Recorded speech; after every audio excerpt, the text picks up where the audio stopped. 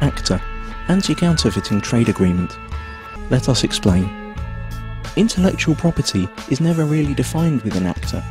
It could mean trademarks, or it could mean any idea or information which later could be copyrighted, restricted and criminalised. This will have a tremendous effect on the internet as we know it. Imagine paying for a cookery course. During this course you learn how to cook some really tasty fried chicken. Then you return home and teach the recipe to your wife. But here's the catch. According to ACTA, you are now both criminals since you shared that information for free when only you had paid to learn it. The ACTA regulations are clear. When you're suspected of sharing copyrighted information, depending on the country you live in, then your access to any kind of courses will be blocked, you will be fined or sent directly to prison. But surely no one would find out that you'd shared the knowledge of the secret fried chicken in private at home. And you're right. Under current law, no one would. But ACTA deals with this through excessive surveillance. All your communication will be monitored, and not only yours. Your family, your friends will all be observed, just in case. Now that you know the principle, let's see how it will be applied on the internet when ACTA comes into effect. You can imagine your internet connection like a conveyor belt running in two directions. Along the conveyor belt, packets of data are coming in and going out of your computer. Under ACTA, ISPs, the company you pay for access to the internet, will be forced to open up and inspect every single data package you send or receive to look for copyrighted information. Send or receive copyrighted info several times and you could be disconnected from the internet or face criminal charges.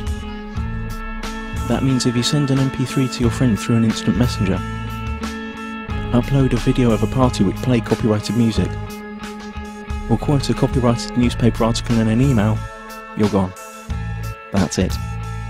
As if that wasn't enough, the information about the news article you sent via email will be sent to the publisher, and based on their claims you could be fined or sent to prison.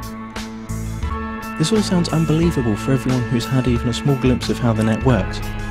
But remember, those who work on the agreement might not have any clue what the internet is about. And once the treaty is signed, their rules will have to be implemented.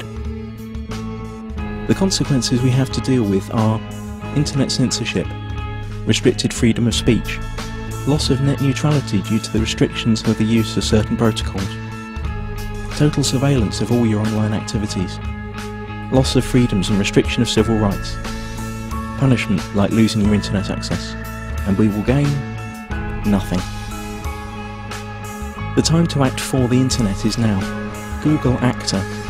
Load your tweets and photoshops, let it be known that no one messes with the internet, and take it to the streets. Stop the Kraken.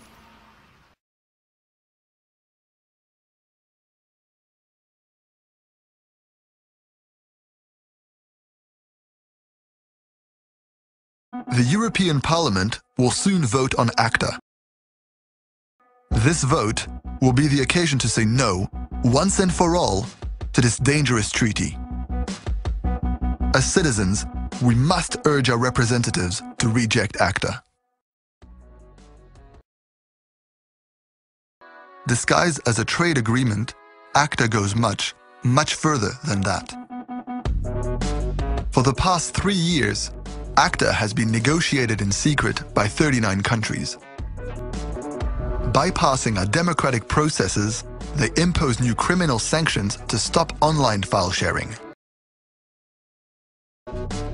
In the name of patents, ACTA would give large corporations the power to stop generic drugs before they reach the people who need them, and to stop the use of certain seeds for crops. Can you imagine your internet service provider policing everything you do online? Can you imagine seeds that could feed thousands being controlled and withheld in the name of patents? This will become reality with ACTA.